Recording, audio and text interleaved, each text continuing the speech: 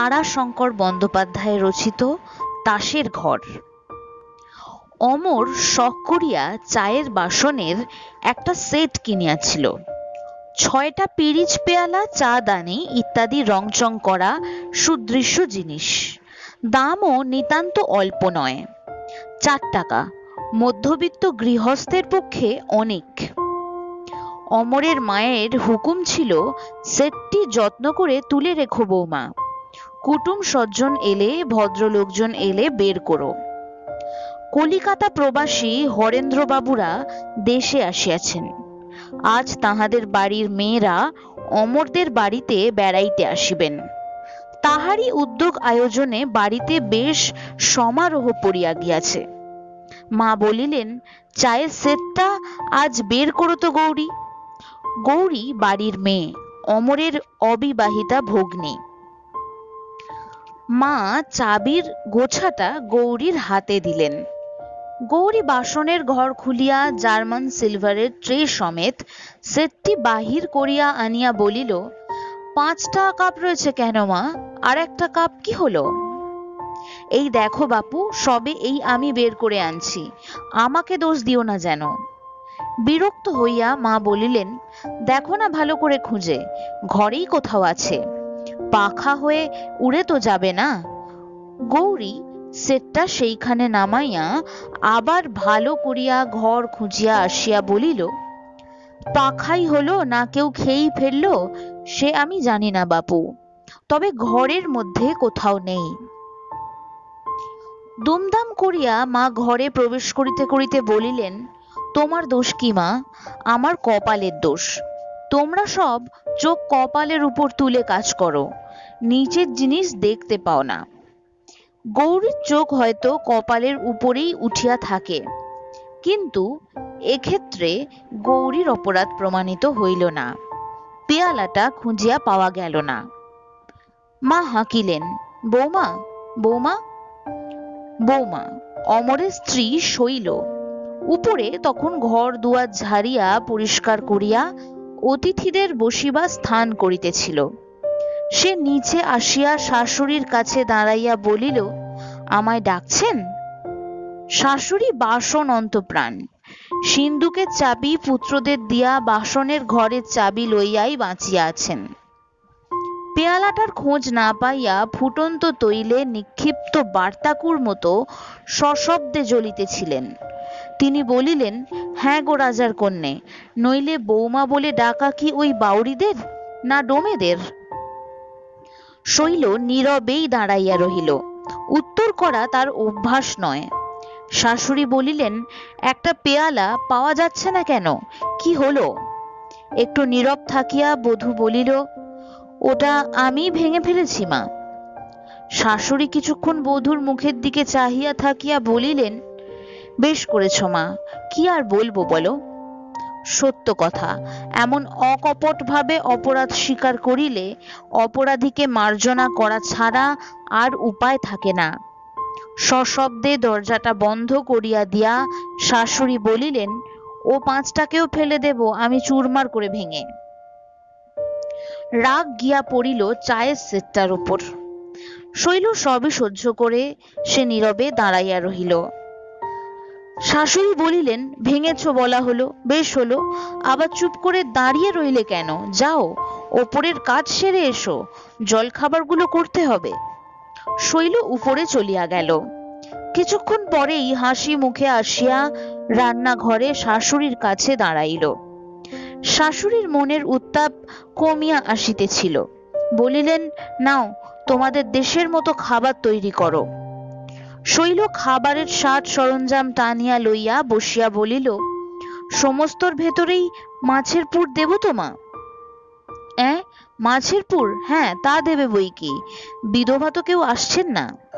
ময়দার ঠোঙার ভিতরে মাছের পুর দিতে দিতে শৈল বলিল, জানেন মা, এর সঙ্গে যদি একটুখানি হিং দেয়া হতো ভারী চমৎকার হতো। বাবার আবার হিং ভিন্ন কোনো জিনিস ভালো লাগে না, আর যে সে হিং আমাদের বাড়িতে ঢুকতে দেন না। আফগানিস্তান থেকে কাবুলিরা সব আসে, তারাই নিয়ে যায়। শাশুড়ি বলিলেন, পশ্চিম ভালো জায়গা মা, আমাদের পাড়া গায়ের সঙ্গে কি তুলনা হয়, না সেসব জিনিস পাওয়া যায়। শৈল বলিল, পশ্চিমেও সেই হিং পাওয়া যায় না মা, কাবুলিরা সেসব নিজেদের জন্যে আনে, শুধু বাবাকে খুব খাতির করে কিনা, টাকা কড়ি অনেক সময় নেয়, তাই সেই জিনিস দেয়। শুধু কি হিং, যখন আসবে তখন প্রত্যেকে আঙুর, বেদানা, নাশপাতি, বাদাম, হিং এসব ছোট ছোট ঝুড়ি দিয়ে যায়। 5 জনের মিলে সে হয় কত, কাঁচা জিনিস অনেক পচেই যায়।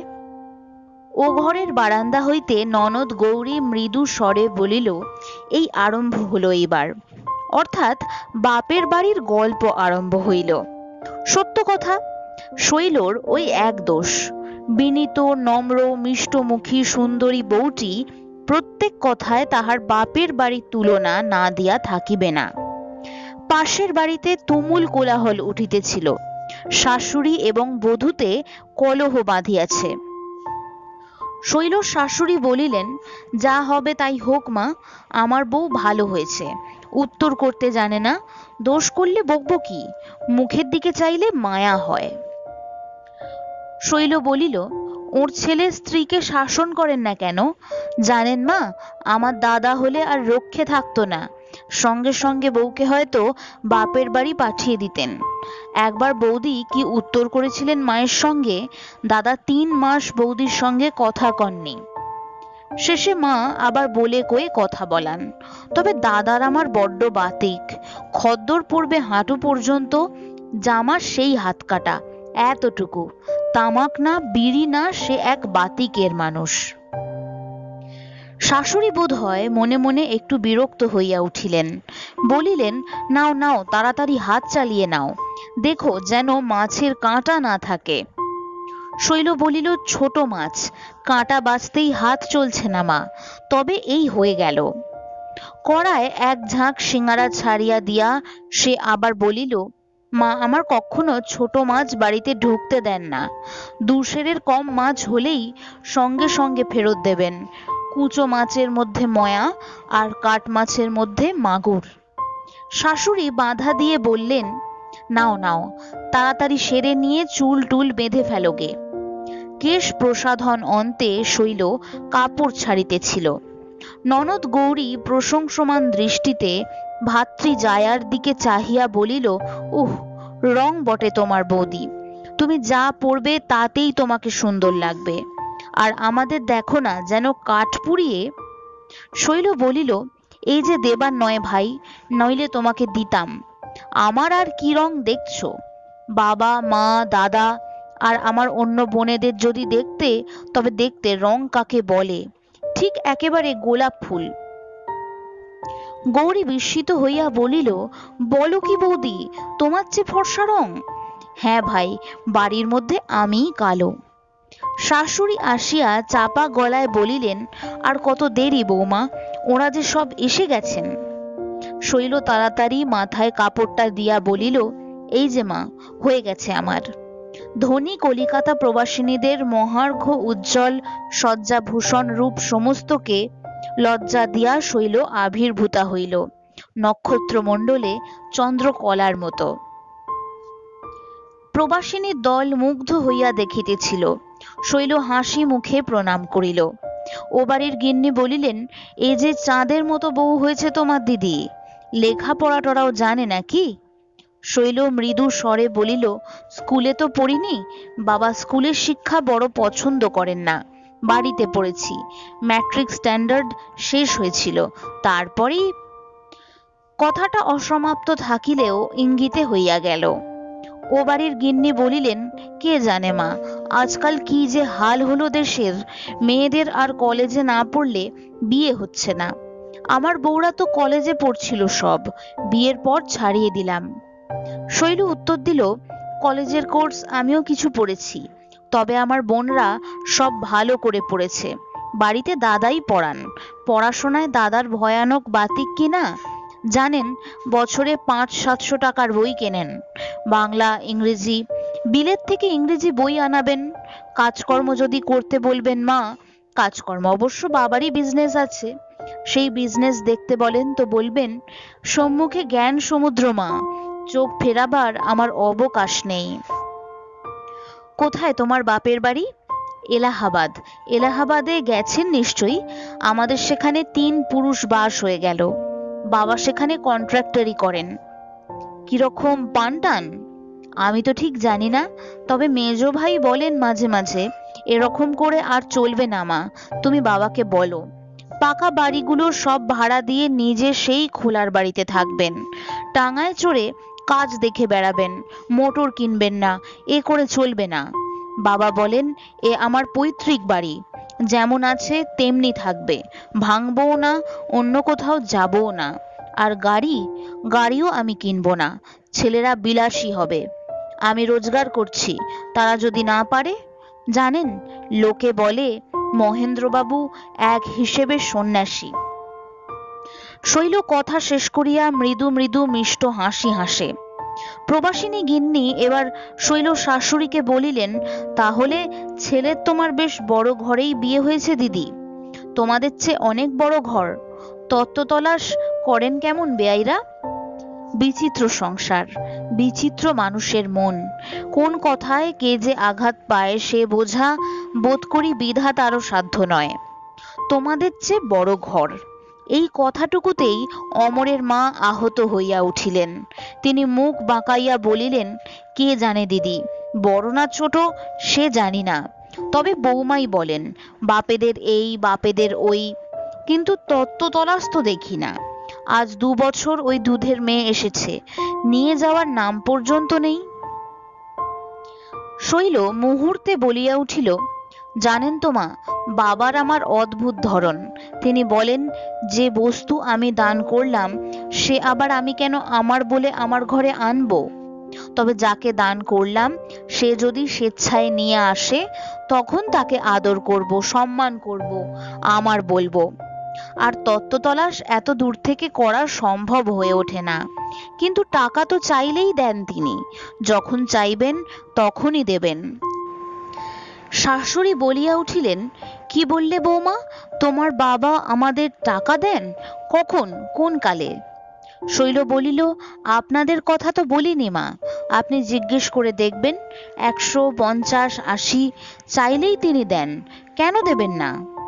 শাশুড়ির মুখ কালো হইয়া উঠিল।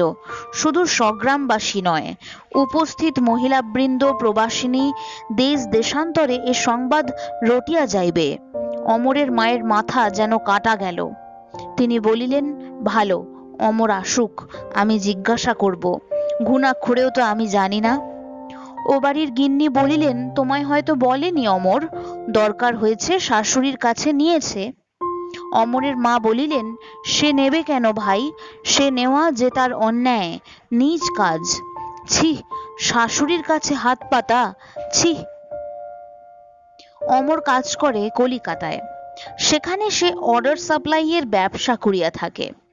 ব্যবসা হইলেও ক্ষুণ্ণ তার আয়তন, সংকীর্ণ তার পরিধি, তবুও সে স্বাধীন, তাই মাসে 2 বার করিয়া সে বাড়ি আসিয়া থাকে। অমরের মা রোষ কষায়িত নেত্রে পুত্রের আগমন পথের দিকে চাহিয়া রহিলেন। ধনী কলিকাতা প্রবাসিনীদের সম্মুখে যে অপমান তাহার হইয়াছে সে তিনি কিছুতেই ভুলিতে পারিতেছেন না। শুধু তাহার সংসারের অস্বচ্ছতাই নগ্নভাবে আত্মপ্রকাশ করে নাই, তাহাকে মিথ্যাবাদিনী সাজিতে হইয়াছে। এ কয়দিন বধূর সঙ্গেও একরূপ বাক্যালাপ করেন নাই। শৈল অবশ্য সে বিষয়ে দোষী নয়, সে সদা সর্বদাই মুখে হাসিটা মাখিয়া শাশুড়ির আজ্ঞার জন্য তাহার মুখের দিকে চাহিয়া থাকে। সংসারের নিয়ম, কাল অগ্নির উত্তাপও হরণ করিয়া থাকে, মনের আগুনও নিভিয়া আসে। কিন্তু শৈল দুর্ভাগ্য, শাশুড়ির মনের আগুন শিখা রস্য হইতে না হইতে ইন্ধনের প্রয়োগে দ্বিগুণ হইয়া উঠিল। পাড়ায় ঘরে ঘাটে এই লইয়া যে কানাকানি চলিতেছিল সেটা ভালোভাবেই ক্রমশ জানাজানি হইয়া গেল। সেদিন সরকারদের মজলিসে এক দফা প্রকাশ্য আলোচনার সংবাদ অমরের মা সকর্ণেই শুনিয়া আসিলেন। দিন দশেক পরেই কিসের একটা ছুটি উপলক্ষে অমর বাড়ি আসিবার কথা জানাইয়া দিল। শৈলর মাথায় যেন আকাশ ভাঙিয়া পড়িল। কথাটা মিথ্যা। বারবার সংকল্প করিয়াও সে এই বিষয়ে স্বামীকে কোনো কথা লিখিতে পারে নাই। কোনো অনুরোধ জানাইতে কেমন যেন লজ্জা বোধ হইয়াছে। তাহার হাত চলে নাই, ঠোঁট কাঁপিয়াছে, চোখে জলও দেখা দিয়াছে। সে চিঠির কাগজখানা জড়ো করিয়া মুড়িয়া ছুঁড়িয়া ফেলিয়া দিয়াছে। শৈল আপনার শয়ন কক্ষে স্তব্ধ প্রতীক্ষায় স্বামীর জন্য বসিয়া রহিল। অমর আসিলেই সে তাহার পায়ে আছাড় খাইয়া পড়িবে। অকস্মাৎ অমরের উচ্চ ক্রুদ্ধ কণ্ঠস্বরে সে চমকিয়া উঠিল। অন্ধকারের আবরণের মধ্যে চোরের মতো নিঃশব্দে বাহিরে আসিয়া সে আশ্বস্ত হইল।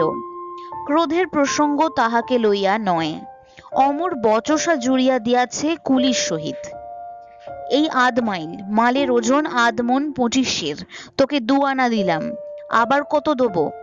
লোকটাও ছাড়িবার পাত্র নয়। সে বলিতেছিল, তখন আপনি চুকিয়ে নেন নাই কেন মশাই? তখন যে একেবারে হুকুম ছাড়লেন, এই ইধার আও, আমাদের রেট 3 আনা করে দেন, দিতে হবে। নিকালো বেটা হারামজাদা, নিকালো বলছি, এই নে পয়সা, কিন্তু এক্ষুনি নিকালো সামনে থেকে বলছি।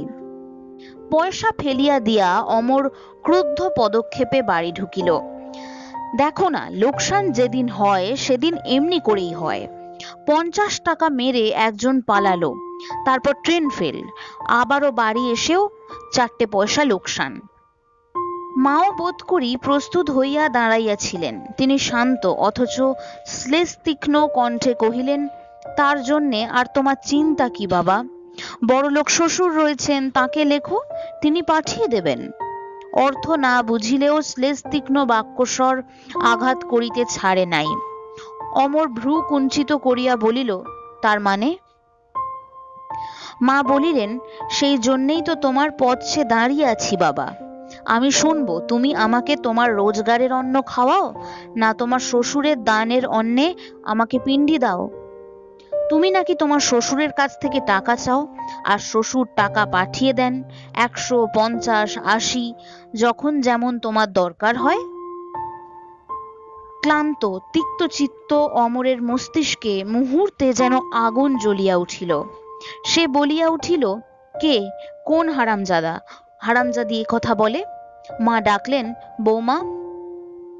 শৈল চক্ষের সম্মুখে চারিদিক যেন দুলিতেছে।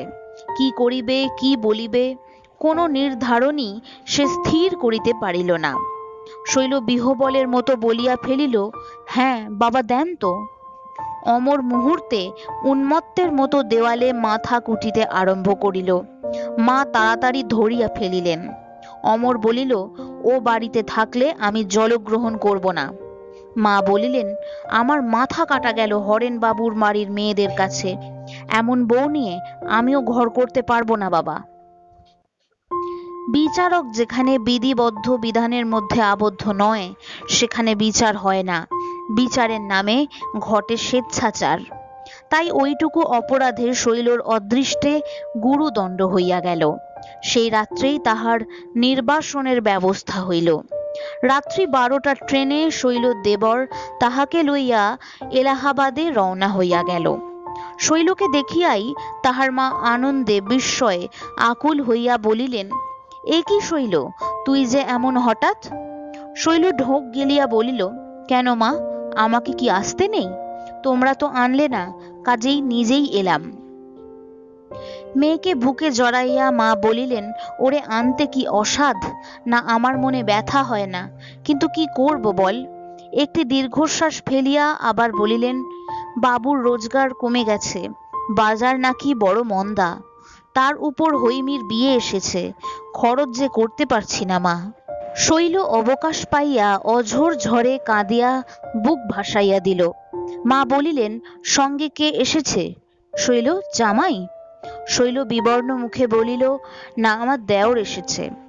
কই সে? ও মা, বাইরে কেন সে, ঘরের ছেলে? ওরে দাই, দেখ তো, বড় দিদির দেওর বাইরে আছেন, ডাক তো, বল মা ডাকছেন। শৈলর বুক দূর দূর করিতেছিল। কনিষ্ঠ ভ্রাতার প্রতি অমরের আদেশ ছিল সে যেন এখানে জলগ্রহণ না করে। কঠিন শপথ দিয়া আদেশ দিয়াছে অমর। দাই ফিরিয়া আসিয়া বলিল, কই, কেউ তো নেই। মা আশ্চর্য হইয়া বলিলেন, সে কি, কোথায় গেল সে? শৈল বলিল, তাকে ট্রেন ধরতে হবে মা, সে চলে গেছে। বিস্ময়ের উপর বিস্ময়ে মা যেন অভিভূত হইয়া গেলেন। ট্রেন ধরতে হবে, চলে গেছে, সে কি? শৈল বলিল, তাকে সিমলে যেতে হবে মা, একটা বড় কাজের সন্ধান করতে যাচ্ছে। যে ট্রেনে আমরা নামলাম সেই ট্রেনই সে গিয়ে ধরবে, থাকবার তার উপায় নেই। মা আশ্বস্ত হইয়া বলিলেন, ফিরবার সময় নামতে বলে দিয়েছিস তো? একটা দীর্ঘশ্বাস ফেলিয়া শৈল বলিল, বলে তো দিয়েছি মা, কিন্তু নামতে বোধ হয় পারবে না, খুব জরুরি কাজ কিনা। সিমলে থেকে কলকাতায় যাবে একটা কার চিঠি নিয়ে, সময়ে তো পৌঁছতে না পারলে সব মিছে হবে। এই সময়ই শৈলর জ্ঞানান্বেষী বড় দাদা বাড়ি ঢুকিল। পরনে তাহার খদ্দর সত্য, কিন্তু জরিপার শৌখিন খদ্দরের ধুতি, গায়েও শৌখিন খদ্দরের পাঞ্জাবি, মুখে একটা গোল্ড ফ্লেক সিগারেট, হাতে কতকগুলি মাছ ধরিবার চারের উপকরণ। শৈলকে দেখিয়াই সে বলিল, আরে শৈলী কখন? হাসি মুখে শৈল বলিল, এই সকালে দাদা। ভালো আছেন আপনি? হ্যাঁ, তা বেশ। কই, তুই নতুন লোক, খাস বাংলাদেশের মানুষ, কই দে তো এই চারগুলো তৈরি করে দেখি তোর হাতের কেমন পয়। মাছ ধরতে যাব আজ দেহাতে, এক জমিদারের তালাওয়ে। শৈল উপকরণগুলি হাতে লইয়া বলিল, চলুন না দাদা, একবার আমাদের ওখানে, কত মাছ ধরতে পারেন একবার দেখব। তোদের ওখানে পুকুরে খুব মাছ না রে? আমাদের পুকুরে খুব বড় বড় মাছ, আধমন, 15 সের, 25 সের এক একটা মাছ। জানেন দাদা, তখন প্রথম গেছি, একটা 18 সের কাতলা মাছ এনে দেওর বলল বৌদিকে কুটতে হবে। ওরে বাপরে, সে যা আমার ভয়, এখন আর ভয় হয় না। আধমন 25 সের মাছ দিব্যি কেটে ফেলি। যাবার ইচ্ছে তো হয় রে, হয়ে ওঠে না। কলকাতা যাই, তাও অমরবাবুর সঙ্গে দেখা করতে সময় হয় না। অবশ্য তুই যদি কলকাতায় থাকতিস তবে নিশ্চয়ই যেতাম। শৈল বলিল, আচ্ছা দেখব, আমাদের কলকাতায় বাড়ি হবে এইবার। অর্ধ পথে বাধা দিয়া দাদা বলিল, কলকাতায় তোমাদের বাড়ি হচ্ছে নাকি? শৈল বলিল, জায়গা কিনেছেন, ধীরে ধীরে হবে এইবার। মা পুলকিত হইয়া প্রশ্ন করেন, জামাই এখন বেশ পাচ্ছে না রে শৈলী? শৈল মুখ নত করিয়া বলিল, দেশেও দালান করবেন। মাস দুয়েক পরেই কিন্তু শৈলর মা অনুভব করিলেন কোথাও একটা অস্বাভাবিক কিছু ঘটিয়াছে। জামাই বা বেয়ান কেহই তো শৈলকে পত্র দেন না, সংবাদ লন না। তিনি স্বামীকে বলিলেন, দেখো তুমি বেয়ানকে একখানা পত্র লেখো। মহেন্দ্রবাবু নিরীহ ব্যক্তি, শৈল অন্যের সম্বন্ধে যতই অত্যুক্তি করিয়া থাক, তাহার পিতার উপার্জনকে যতই বাড়াইয়া বলিয়া থাক, পিতার প্রকৃতির সম্বন্ধে অত্যুক্তি সে করে নাই। সত্যি তিনি সাধু প্রকৃতির নিরীহ ব্যক্তি। মহেন্দ্রবাবু স্ত্রীর কথায় অত্যন্ত শঙ্কিত হইয়া পরদিনই বেয়ানকে পত্র দিলেন। লিখিলেন, আমি আপনার অনুগৃহীত ব্যক্তি, শৈলকে চরণে স্থান দিয়া আপনি আমার প্রতি অশেষ অনুগ্রহ প্রকাশ করিয়াছেন।